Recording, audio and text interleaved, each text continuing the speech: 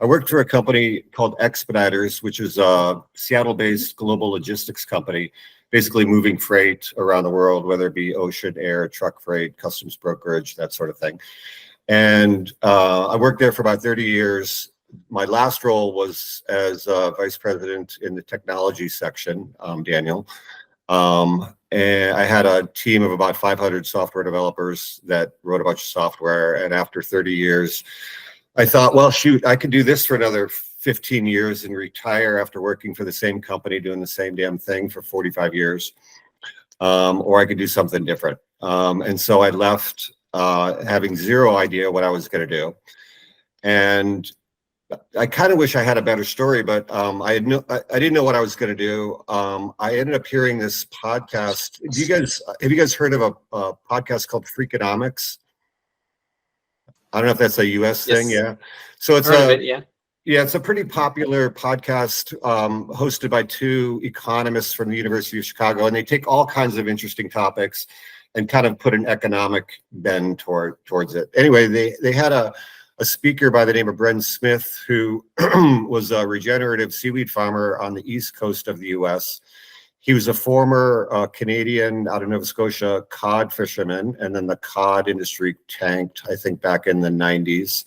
And then he was an Alaskan fisherman and just saw a lot of fisheries going under and decided he wanted to do something different, and ended up becoming one of the first, I think, multi-trophic, multi-species aquaculture type people in the US. So he did seaweed, clams, and mussels and oysters in a relatively small scale off the coast of Connecticut. Anyway, he did this radio program, and it sounded really interesting. I didn't know what I was going to do with the rest of my life. I live on an island down here near Seattle. I like boating. I wanted to do something that my kids would feel proud of me for, I guess, and help out the environment and all those kind of things. And also, having worked in technology, I knew I didn't want to do anything technology related. However, I've kind of been an entrepreneur, and I like being kind of I don't like being on the leading edge on the bleeding edge of things, but I like kind of being on the leading edge where, there have been some pioneers like Michael W. that have gone before me to figure out a few things, but certainly not everything is figured out. And so this kind of fit all of those little boxes, and I decided I wanted to see what it would be like to be a seaweed farmer. So I started trying to find out information, and there were frankly very few people to talk to. I may have spoken with some folks up at Cascadia. This was about 2.5 years ago. I may have spoken with some folks over there, but there were a few people in the Washington State area, which is where I am, a few people on the East Coast, but there wasn't a lot of info to be had. So a lot of it was just me figuring things out as I went along. Incidentally, this guy named Bren Smith, he has an organization called Green Wave, which is an international organization with a goal of really trying to promote seaweed farming, seaweed/shellfish farming around the world. And, they've got thousands and thousands of people that are a part of that network, of which I am one, and they've been a huge support to me personally, as well as to other folks. So that's kind of how I got into this thing. And then I'll just go into, at a high level, like what I've been through sort of during this process. So in terms of where my seaweed farm is, so this is a real zoomed out view. Obviously, you guys are up here, up north. Seattle is right about there, right there. Tacoma is down here. And I live on a little island called Vashon, which is right here. We go back to here. So it's south of Seattle and north of Tacoma in the Puget Sound. This is Vashon. It's about 15 miles long by about 5 miles across. There's about 10,000 people that live here. Very liberal, very kind of groovy. A fair amount of people commute over to Seattle, but especially nowadays, there's a fair amount of people that just live there and maybe they telecommute or they're retired or something like that. There is a high school, and we've got one movie theater, that sort of thing. But I decided that I wanted to do it off the coast of my island here. Incidentally, there are currently, at the time, there was one seaweed farm a little bit north of me. There are now two seaweed farms in Washington State. The other one further north near Lummi Island, which is just south of Victoria. Oh, and I didn't mention this. I'm still a wannabe seaweed farmer. I've been at this for about 2.5 years. I'm on the 1 yard line, if you will. With any luck, I'm going to have the final piece in about 2 weeks. And I've had all of the gear, everything ready to go for about a year. And I'll be able to put all my gear in the water and start. But to date, it's all been, I don't want to say academic because I've done a lot of the hands-on work, but you know, I'm not growing anything yet. So here's another blow-up view in terms of it's this white little box. One thing that I found when I talk to people about it, they don't know what a seaweed farm looks like. Can you guys see this? Did this pop up, this little picture? And I can't see you guys now. So give me a verbal if you can see it. I just see the island with a little white rectangle. Okay, yeah, they didn't switch over. Let's see here. I'm trying to show you this a different screen. Well, I'm going to skip that then, just in the spirit of time. In terms of what a seaweed farm looks like, basically from the surface, all you see are buoys. In my case, there's going to be about 15 buoys to support the farm. And then there will be about 7 or 8 navigational buoys, about 3 feet tall, that the Coast Guard requires so that people don't run into the farm. So in a 10-acre site, you guys do acres up in Canada, right? 10 acres is about 350 meters long by about 150 meters wide. So in that area, there will be about 25 buoys in total. And then everything else is below the surface. So you don't really see a whole lot, but a lot of people in their mind, they have this idea of, you know, thousands of buoys or, you know, a big infrastructure that's going to be really disruptive to the environment, which could be that you could do it that way. But in my case, we're not going to. It's going to be a pretty small footprint. Is that all year round, Mike, or is that do you pull it away when you're done? Let me jump ahead then, since you asked the question. Here's a picture of what it looks like from the surface. And so I've got 10 acres, again, about 450 meters. I'm sorry, 350 meters by 150 meters.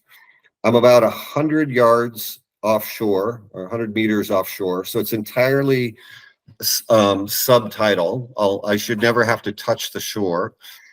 Each of these things is called an array. And there are 3 arrays in my setup. Each array is supported by an anchor system.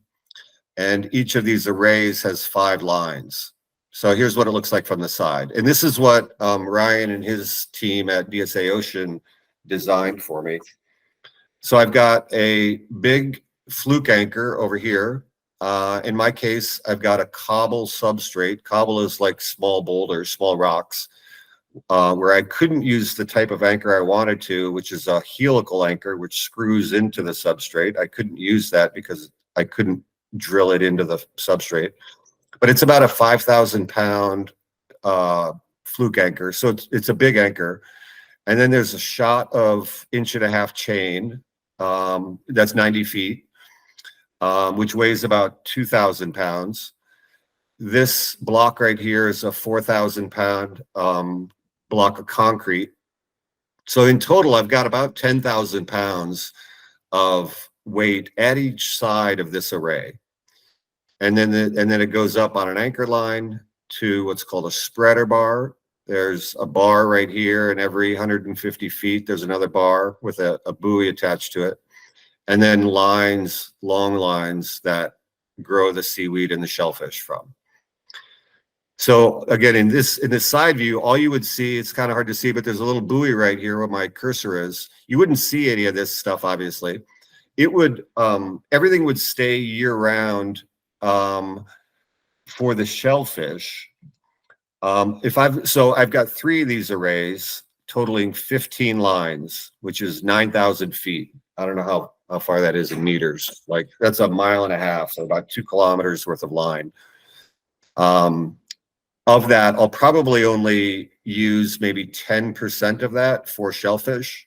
The shellfish cages will be hanging from one of these lines, and I'll remove the other lines when the seaweed is not growing. For 2 reasons. 1, to just save wear and tear on the lines, and 2, because even though the risk of entangling any sort of a marine mammal is very, very low, it's not zero.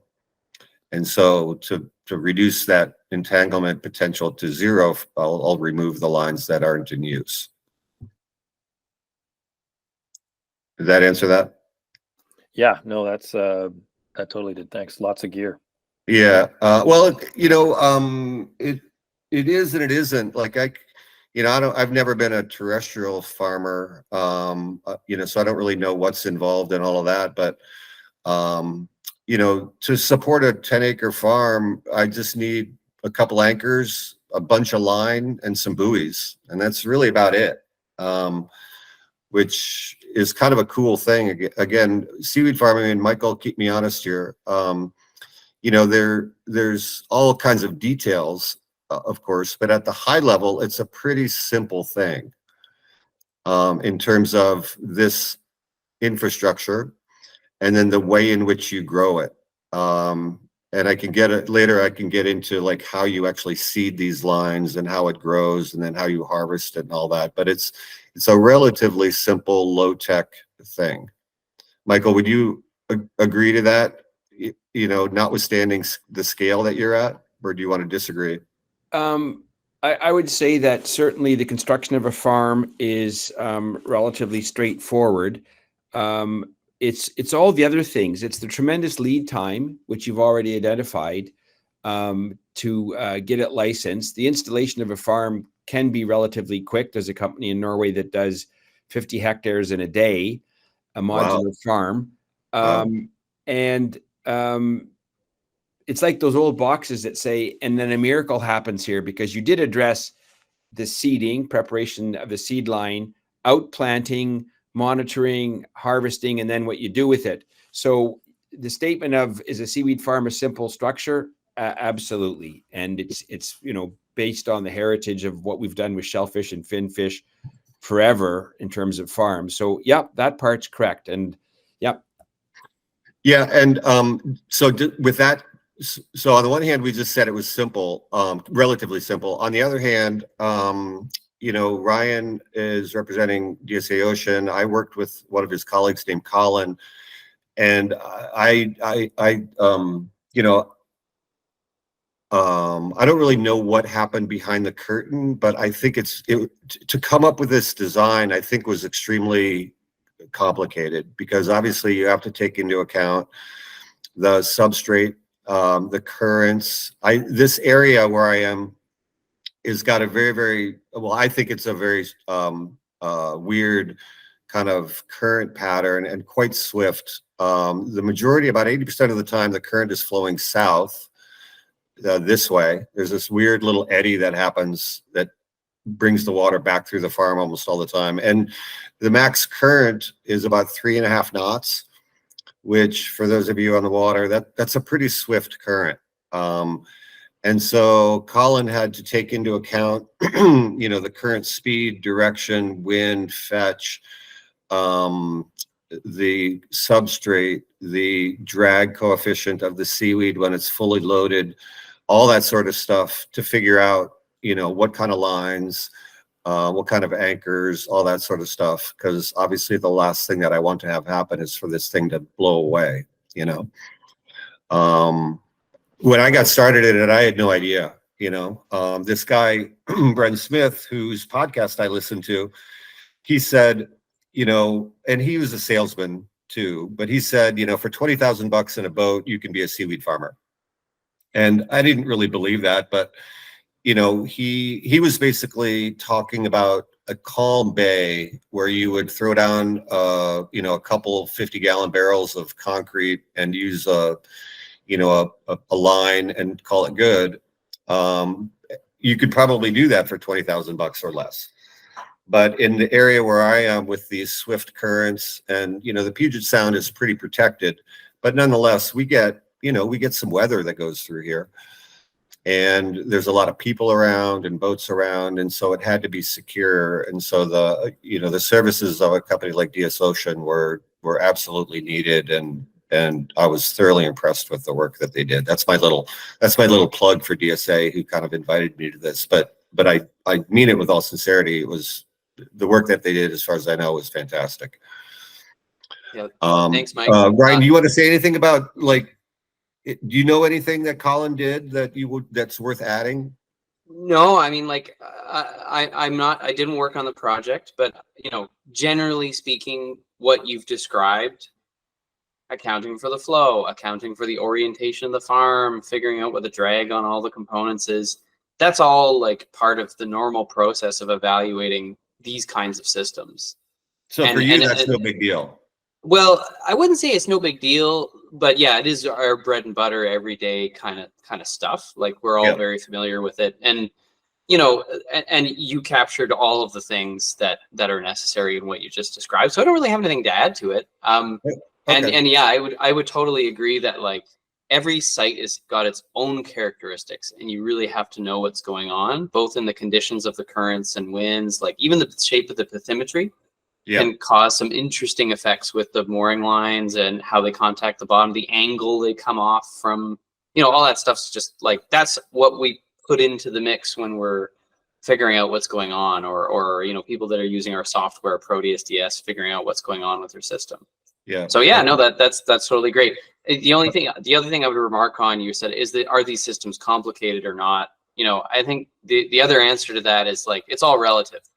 If you're talking about trying to look at a smaller scale system, well, the environmental loads might be kind of smaller. Generally, it's no big deal. But then you're trying to cover a bigger area. Well, then there's kind of bigger loads on the moorings. But the other thing is, like, totally different industries will have totally different requirements, right? So like a big heavy barge, you need a big chunky mooring to resist all those forces. And, you know, a ferry terminal has different kind of requirements. A steel fin fish farm, you know, has a totally different kind of set of requirements. So, you know, but yeah, I would agree with what you were saying. It is kind of a relatively simple industry in terms of the equipment that you're working with.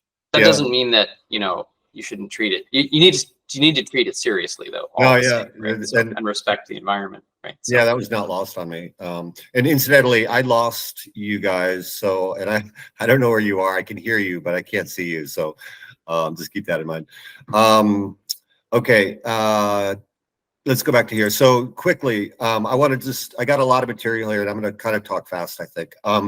In terms of how to choose where to put my site, because there's relatively few seaweed farms on the East Coast. There's about 20, maybe 30, with the majority of them being in Maine. There's like 15 to 20 in Maine. There's 2 or 3 in New York State. There's 2 or 3 in Connecticut. I think in Alaska now there's 6 or 8. In British Columbia, Michael, 6 or 8 or 10. Is that about right? Sorry, I was nodding, and then I realized why. Oh yeah, I can't see you. Yes, there's our 8, and there's probably 2 to 4 others. Yeah, so in all of North America, you know, there's probably less than 50 seaweed farms. I think DSA Ocean, for you guys, it was the first time you'd done a seaweed farm. Colin was able to, he knew a bunch of people in the industry, I think, or a handful of people in the industry, so you could ask some folks, but it's not like people do this every day, like building a dock or a marina or something like that. And so that was just another little challenge. But in terms of where to site it, I chose this spot right here for a couple of reasons. One, again, I don't know how things work in Canada. Down here in the U.S., despite our poor treatment of First Nation people, we're trying to do better. The Native American tribes down here have something called the UNA rights, or the usual and accustomed rights to the waters around in the Puget Sound. And I kind of got lucky, if you will, in the sense that in my area, there's one Native American tribe called the Puyallup who have the rights to these waters. In other areas, there might be 4 or 5 tribes that have the rights, and there ends up being a lot of confusion in terms of who to talk to and getting agreement and all that. But in my area, there's this one tribe. So the first thing I did after I found this spot was I went to the Puyallup tribe and I said, hey, this is what I'm trying to do. Is that okay? They could have said, no, it's not okay. And I could have moved forward, but it would have been extremely difficult. But fortunately, they were like, no, it sounds great. We do a lot of geoduck farming and salmon fishing, but not in that area. And we think that kelp farming is fantastic, and we're fully supportive. And so that was really the first group that I talked to, was getting support from the Native American tribe. There's in this particular area, there aren't any homes. As I said, the footprint, or the visual blight, the visual pollution from a seaweed farm is relatively small, compared to a marina or compared to a shopping mall or something like that. But nonetheless, there's buoys. And if there were a bunch of homes right here, beachfront homes that, probably cost $1 million, and those people have loud voices, that could have caused problems. I wanted to be in an area where there weren't any of those homes. And so this particular area is like that. There's a high bluff right there. So there's nobody on the beach that has to look at my buoys, which is another reason. You want good current. You tend to not want kind of fetid, water that without flow. There's a lot of good current that flows through here. The temperature, even in the summertime, whereas over here in this area, it gets up to 65, 68. The temperature right here is anywhere from 44 in the winter. I don't know Celsius, but 44 to about 56 in the summertime. So it stays cold, which seaweed likes. It's about a 15-minute boat ride. So my commute was short. And then sugar kelp, which is what I'm going to be growing, grows there natively. So all those things kind of came together. None of them would have been absolute showstoppers, if they didn't have one or so. But I wanted kind of good, positive things in all of those different areas. And then the ESA is Endangered Species Act. In these waters, there's 3 things that are on the endangered species that I wanted to make sure I wasn't going to impact, and that is orca, humpback whales, and salmon. And I don't anticipate any negative impact to any of those species because of this farm. So I'll pause there. Any comments or questions about like why I chose that area, or like what would have happened if one of them wasn't met?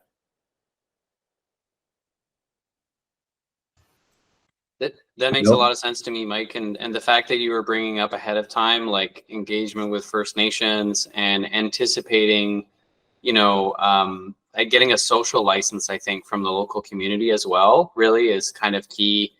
It may not seem like a lot of visual disturbance, but I mean, your whole project can get torpedoed from that, right? Or you spend all your time and energy just trying to fix, communicating and getting everyone on board, right? So it's interesting. Yeah, I'm glad you brought. Who was that? I can't see. Sorry, it's Ryan at DSA. Okay, yeah, Ryan. I'm glad you.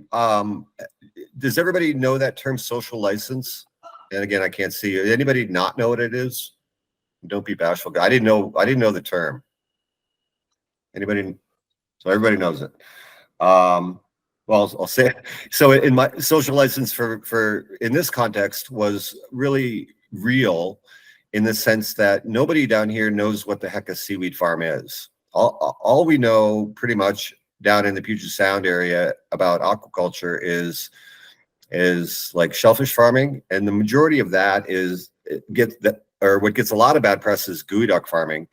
I don't know if you've ever seen that, but a lot of geoduck farming is the thousands and thousands of 4-inch pieces of plastic pipe on the beach to house those geoducks, and it looks terrible. And finfish farming. And if you didn't know or hadn't heard, your compatriots, there's a Canadian company called Cook Aquaculture, which DSA has done some work for after the problem. But if you didn't hear this, maybe 2, 3, 4 years ago, Cook Aquaculture had an Atlantic salmon pen farm up north of me a little bit. And somehow that pen failed, and something like 600,000 Atlantic salmon escaped into the Puget Sound. And I'm told that realistically, it's not a huge problem because those fish can't mate with Pacific salmon. I don't know if that's absolutely true or not, but it was a big deal. And subsequently, Washington State has outlawed finfish farming in the state. And so in the state of Washington anyway, and certainly around Vashon, when people hear about aquaculture, they think of that. They think of these ugly finfish farms, or the ugly geoduck farms, and this big problem with finfish. And because they've never seen one before, and because they've never met a seaweed farmer, they immediately get that bad impression that I'm going to be leaving all this destruction in my path. And so I had to really work a lot on this social license concept. And I got interviewed by the local paper. I got interviewed by the local, it's called NPR, National Public Radio. I think you guys call yours the CBC or CBS, Canadian Broadcast System. I was on that radio program and a bunch of different radio programs. And I had town hall meetings, and I went to schools, and I went all over the place trying to give presentations like this to help people understand what it was I was trying to do. And how, yeah, there would be some visual pollution. But the flip side was that there was going to be a lot of good that happened with respect to the marine habitat, a lot of benefits there, as well as a no input food source that is very underknown, I guess, or underappreciated in the Western world. In Asia, seaweed is, or globally, seaweed is a $17 billion industry, of which 97.8% of that, I believe, I've got a slide here, right here. So where is it? 2021, $17 billion industry globally. In 3 or 4 years, it's expected to be a $31 billion industry. This slide doesn't show it. You guys can see this slide, right? Yep. Yeah. We see it. This slide doesn't show it, but I believe 97.8% of that is from Asian seaweed. The top 5 countries are China, Japan, Philippines, Indonesia, and Korea. I think North Korea, hermit country, is like number 18 on the list. The US is number 22 on the list. And Canada is probably number 28 on the list or something. In the Western world, there's very few countries that have invested or are making any money on seaweed, but that's largely due to the fact that we're just getting started. And there's lots of barriers, and the Asian countries have a 50-year head start, but there are a lot of people using seaweed for a lot of different things. But it's just a very unknown thing here in the West. So that social license was super important. And by and large, when I talk to people, I would say 70% of them kind of come in nodding their head and having a nowadays, because it's gotten more press. After I talk to them for a couple, 2, 3, 4 minutes, they have a positive impression. The remaining 30%, I can probably convince, another 20% after I talk to them for 15 minutes that it is a good thing, and they get on board. And then there's 10% who I can't convince and think that it's evil and bad, and I'll just never convince them, and that's okay. But by and large, I think I've been able to, I hesitate to call it an industry because there's only 3 of us here in Washington, but the industry or the community has had some pretty good success with that social license. Any comments, Michael, from your point of view on social license or the market or anything like that? broad. Social license is incredibly important in British Columbia because of the complete split in support for salmon farmings, both pro and against. So we steer clear of that and say we're not a salmon farming industry, and we have net positive benefit. The second part is our coastal First Nations. They have to give tacit approval to any farm in their area. And obviously we have social license with the ones we work with. And then the non-Indigenous communities don't really care as long as you're not going to stick your seaweed farm rate where the sporties fish for salmon. With respect to most of the seaweed coming from Asia, absolutely true. But one of the reasons we started the company because of research that showed globally demand exceeds supply. And in Asia, there are some constraints. Korea has no more space to grow seaweed. Korea and Japan have an aging workforce, and they have to import a lot of Eastern European labor to work their farms. So the switch or the rise of cultivation in the Western world is a thing.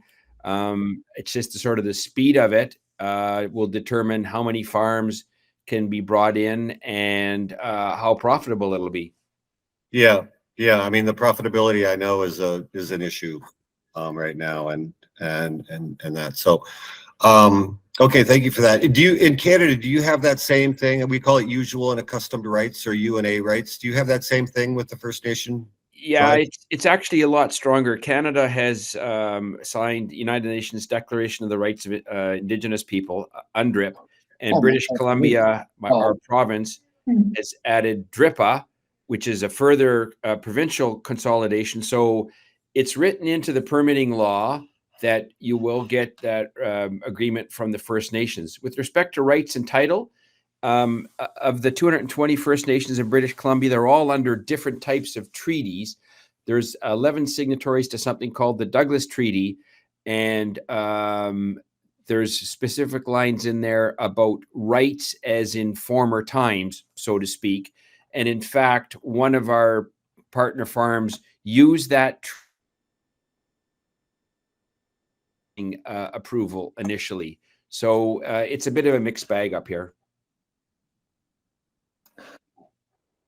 It's Mark, and for those of you on the call that don't know, so I'm Mark Smith, and I lead the Pacific Seaweed Industry Association. And I was just, but after I raised my hand, I listened to the end of Mike's commentary, so I just wanted to echo Mike's sentiments. But I think really from the consumption use, like one of the things we're looking at from an industry perspective is really about creating and looking at things like where are the gaps in the market and where are the highest and best uses. So when guys like Mike are getting into this, like what's the ultimate pathway to the business opportunity? So there's to confirm, it's one thing to farm, but now like where is that market? So I'll get off my seaweed soapbox, but I would just echo Mike's sentiments around that British Columbia is, it's a complex environment, but it's changing for the better. Okay, good. So I'm going to kind of go fast again. There were 9 different agencies I had to work with, and none of them had ever done a seaweed farm before, I don't think. And so while they theoretically knew what to do because it was kind of similar to, say, an oyster farm, there was a little bit of difference because it was a seaweed farm, so it was a learning curve for everybody. But these are the 9. The Puyallup tribe was the first one. I live in it's called King County where I live. So the county had a real big permitting process. The Army Corps of Engineers, there's a thing called the National Marine Fisheries. I'm sure you have a similar one. There was both the United States and the Washington Department of Fish and Wildlife, Department of Ecology, Department of Natural Resources, and the Coast Guard. So a lot of different agencies. And I will say that, I was kind of prepared to get beat up by all these agencies. I don't know what it's like in Canada in terms of your impression of government agencies and government bureaucrats, but down here it's like, oh my gosh, I got to deal with all these bureaucrats and it's going to suck and it's going to be horrible. And I got to say it was the opposite of that. And it was quite it was quite delightful in a lot of ways to have to work with all these people. Part of it was because my expectation was that it was going to take a while. People told me it was going to take 3 years. It was my full-time job, and I was committed to having it not take 3 years. I said it's going to take a year. And everybody that I talked to was supportive. I think part of the reason is because seaweed is new and it's kind of sexy, and it's leading edge, it's environmentally beneficial. It's in the paper. The New York Times is talking about it. Bon Appetit magazine is talking about it. Oprah is talking about it. A lot of people have heard things. And I just got a lot of support that I don't think I otherwise would have gotten if I was trying to get a marina put in, or a dock, or even a mussel farm, because it is kind of new and sexy. And so that was something to kind of take advantage of. And I got all my permits after about a year. Which was great. The bad news was that a part of the permitting process is that once I get my permit, either groups or individuals can appeal that permit. They can say, no, the government made an error, and we have a big problem with that, and we're going to appeal it. And so that happened. And the appeal is kind of like getting sued. So basically, I got sued, and you don't go before a judge, you go before what's called the Shoreline Hearings Board. But if this was a TV show, I got sued and we had to go to court, but really they appealed it and I had to go before the Shoreline Hearings Board. And so at first I thought, okay, well, how hard can this be? I'll just deal with it myself. And then I quickly realized that I couldn't, and I had to hire a lawyer. And I probably spent $150,000 on lawyers and legal fees and expert witnesses. That was totally unexpected, but it was like a real deal. It was 7 days of testimony by expert witnesses and thousands of pages and all that. And at a high level, there were 18 allegations that this group levied against us. Roughly half of them were administrative in nature, meaning they said that the state erred in area X, therefore what they did was illegal. They also said they erred in area Y, therefore it's illegal. So there were 9 of those. And then there were 9, I'll say roughly 9 environmental things. And so they said the seaweed farm will shade, the seaweed will shade on the left of this slide, you can sort of see what it looks like. So all that seaweed that's hanging down and the mussels are going to create shade, which will kill or otherwise prevent the native seaweed from growing. So that was one of their contentions. The other contention was that in my case, just to the 100 yards to the east is a bluff, a shoreline. And their contention was that the seaweed farm would create effectively a barrier, and it would attenuate the waves, and it would destroy the natural shoreline conditions. The third one was this kind of a minor one. The lights that the Coast Guard require, they blink every 6 seconds. They're small lights. They're about the size of a small saucer, small plate. They blink every 6 seconds. They said that those lights are going to create seizures in people that happen to see them, and they will cause migratory seabirds to lose their way and crash into the ocean and die.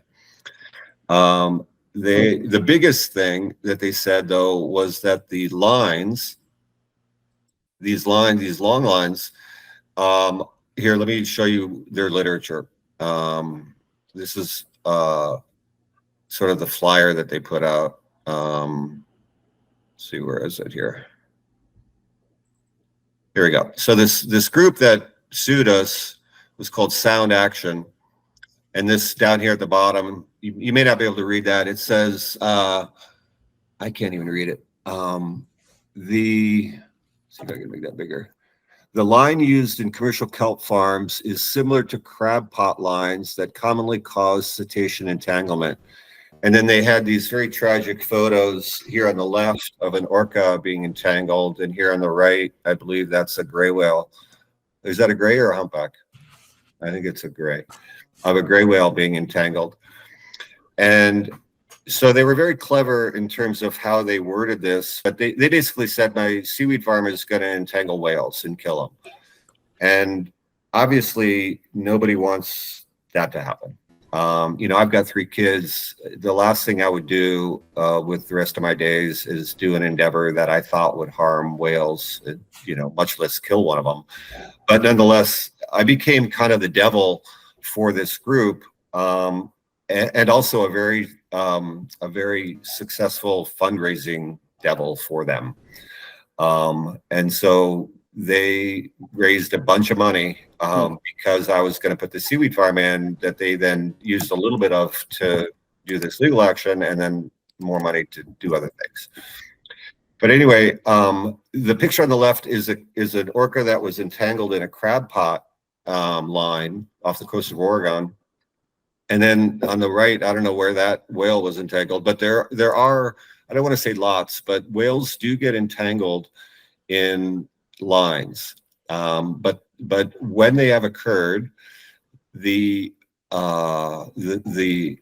common thread in every case that I've read about or that I know of is that that there are loose lines, and that loose lines are either because it's a crab pot on the West Coast or a lobster pot on the East Coast, where you've got that anchor on the bottom, and then, you know, this buoy at the top with line that's just flapping around. Mm-hmm. And that whale has the opportunity to get entangled in that line, or from ghost fishing gear that's just floating around in the ocean. And there are a fair number of cases where whales have been entangled. There has never in the world been a case of a marine mammal being entangled by a seaweed farm where you have, the difference is that the lines that we use, the horizontal long lines, are under extreme tension all the time. Mm-hmm. And if for some reason they do go slack, Michael and his team, his farms, or when I get my gear in the water, are able to retension those lines so that they aren't loose and there isn't that opportunity for those whales to get entangled. So what they wrote in this little fundraising thing was that the line used in these farms is similar to crab pot lines, which is true. The line is 5/8 inch poly line. It's virtually identical to what is used in a crab fishery, but the architecture or the way in which it's used is completely different. And, you know, they also said that I'm going to be putting out, you know, 1.5 miles of line, which is true. But when you hear about a 1.5 miles of line, you kind of think of a long line. I do anyway. You know, 1.5 miles of just one strand of line that's extending out throughout this relatively small area down here, which is not the case. Mine's in a fairly small footprint. So anyway, they brought all these allegations. We had expert witnesses, both I had whale experts and environmental experts and other people, and they had their experts, and we went to court. And at the end of the day, we won unanimously. There was a 5-board panel or a 5-member panel, and all 5 of them ruled unanimously on all 18 of the allegations in our favor. So that was great news. They have since appealed again, so we have to go to a higher court. But whereas with the first appeal, we were kind of stopped. We were dead in the water, no pun intended. Now, as this second appeal goes through, we can move forward. And so that's what we're doing, is we're going forward. And the last thing that I don't have is the actual lease from the state. In the US, the waters, actually the land under the water, is managed by the states. So Washington State basically owns all that land under the water, and I have to lease it from them, which they had never done a seaweed lease before. And so it's taken them about 2 years to figure out how to write a seaweed lease. And the good news is that they have written 2 of them for those 2 other farms in Washington State. And again, with any luck, I'm about 2 weeks away from having my lease signed. At which point I'll be able to put all my gear in the water. And I've got all those anchors and all those lines and all those buoys just sitting out at my driveway. So I'll stop there and see if there's any questions about that. Well, congratulations on the win. Yeah, thank you. And I'll maybe let Mike W go ahead here. He's got a question. Yeah, just 3 quick points on the NIMBYs. Yeah. Point number 1, seaweed doesn't shade the bottom. It depends on, of course, the depth of water, but water gets diffused or light gets diffused as it heads down.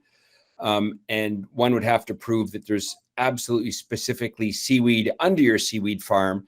We've put in numerous farms, and almost in every single case, the net result is that the bay is revitalized. Other animals and plants come back. So it's a really wonderful thing. The second one is there's people that are installing seaweed farms specifically for wave and erosion abatement. So you should charge the Puget Sound folks a price for preserving their shoreline. The third thing is there's never been a single documented case of a whale cetacean entanglement in a seaweed farm. We did a study in one area. We had an expert. Matt could probably provide you with the study. I don't know whether it was. I actually got it, Michael. Yeah. And it just says keep your lines tensioned and you're not going to have a problem. So I completely agree with all 3 of your points, and you're absolutely right. You and I know that the general public and this group that, quite frankly, again, they needed a devil to, any good nonprofit that's raising money needs an evil force, whether it be the Cancer Society or Leukemia Society. You've got this bad force, and they needed to fundraise, and it was pretty attractive because there's this imagery in people's minds, in the uneducated, if you will, of these corporations putting this stuff in the water and killing whales without any concern, and that works. I think activism has its place, perhaps, but maybe it's more skewed. We've had people say the ocean is not a farm. What are you doing? Well, 70% of the Earth's surface is covered by ocean, yet we're only getting 2% of our nutrition from it.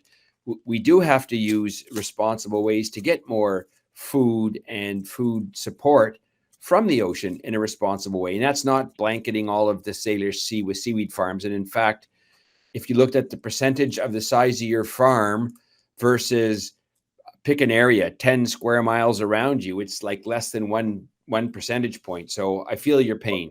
Well, I did that. I actually did that math, and I had that as a part of my proposal that, this 10 acres on land, I mean, if you had that as your piece of property that your house is on, that's massive, right? But in the water, that is 0.01% of the area to the left there. That's called Colville's Passage. I'm sorry, 0.1%. So yeah, it's a small area, but anyway, it's okay. Like, there's that expression of, well, I don't know. I mean, anytime you do something new, or you're kind of the pioneer, there are going to be the naysayers and, hurdles to overcome. And, it's been expensive, but it's also been kind of fun, believe it or not, and absolutely educational. And it's kind of cool. That's what happens when you're kind of on the leading edge of things. And my daughter's going to have to figure out another way to get college money. But apart from that, everything's good. It's kind of anyway, so we're almost out of time. I've got a whole lot more material, but I didn't do a great job of time management, but I'm pretty psyched about it. Probably one of the biggest issues is the lack of knowledge in terms of how to use it, how to eat it. And Michael, I'm sure, is dealing with that. You guys have good products that are out there, but actually getting the typical, whatever that is, however you define that, person who shops at the regular grocery store. If you go to an Asian market, there's going to be an entire aisle dedicated to seaweed. But if you go to I don't know what the name of your grocery stores are, but like a Safeway, if you have those, like a regular grocery store, there's literally 7 items that are probably, or no more than that have seaweed in it. And probably 4 of them are nori, which is the stuff that you wrap around sushi. There's probably only 2 or 3 sugar kelp or bull kelp or other types of seaweed products. And that's starting to change. But it's changing slowly. But you know, it's one of the reasons why I'm super eager to do little calls like this and talk about it, because every time I do, people like start nodding their heads and they get behind it and supportive, and it'll take some time, but I think it's going to happen where people will start to demand their stores to carry things, and there'll be more of a market and more cooks cooking with it, and manufacturers manufacturing with it and things like that. Yeah, super interesting, Mike. Maybe, like you said, we're getting pretty close to 5. So if anyone has any more questions, we can do one more. Well, maybe I'll just ask one then. It struck me that when you were showing us the graphs of 97% of the world's seaweed being grown elsewhere. Yep. And us having less than 50 farms, it seemed like there was a huge potential there. Could you see the number of farms doubling in North America, or even more than that? Well, I've seen a thing out of Alaska. I think the Alaskan state government spent some money to do an assessment, and there were like I said, maybe 6 or 8 farms active, and then there were about 50 or 60 that were in the pipeline trying to get permitted. I know of another half a dozen here in Washington State. I don't know about the East Coast. So the regulation thing is a sticking point, but the more people like Michael, I guess, and me that kind of make it through, and I think the more that we're going to see. And the other cool thing, and Michael backed me up on this, but like I don't think he's worried about me as far as being a competitor. On the contrary, he would just soon see 10 more guys like me out there, because like that's just going to be better for him, you know. Whereas if you're a salmon fisherman, you're worried about that other guy, that other boat, right, who's going to take your fish. I don't think Michael's worried about my 10 acres worth of seaweed flooding the market. From his point of view, I'm probably like, yeah, go for it, double it if you can. You know, we need more. Yeah. So who are you going to sell to? Pardon me? Who are you going to sell to? I believe it or not, I've actually got it all sold, and I'm not going to tell you to whom, but there's a company that is having a problem sourcing U.S. Organic sugar kelp locally, and so they said they'll buy everything I can grow. So will that be for? Can you disclose that will be for human It'd consumption? be human food, yeah, human food. That's Okay. my intention is to. That's where the highest value is in terms of return. So my intention is to try to sell it all as a human food. Okay, thank you. Yeah. Awesome, That's Mike. exciting. Yeah, super exciting, and thanks for taking that entrepreneurial step. It's certainly brave of you. Well, I guess we'll wrap it up there, guys, and maybe just thank Mike for an awesome presentation. Yeah, Hey, thank you thank so you much, guys. Mike. Thanks for the opportunity. Yeah, that was awesome. And Yeah. thanks also for chipping in, Mike Williamson, with your experience and knowledge, that like just to see the interaction between the two of you and, validate like the same kind of challenges. Looks a little different depending on where you are, stateside or Canada, provincial side or whatever, but got common challenges. That's a great presentation. Thank you so much. Thank you. And also thank you to Ryan and Dustin for organizing this. Thank you. Oh, thanks, Yeah, Daniel. Dustin. Yeah. Bye-bye. Okay. Okay, bye for now, guys. Bye-bye.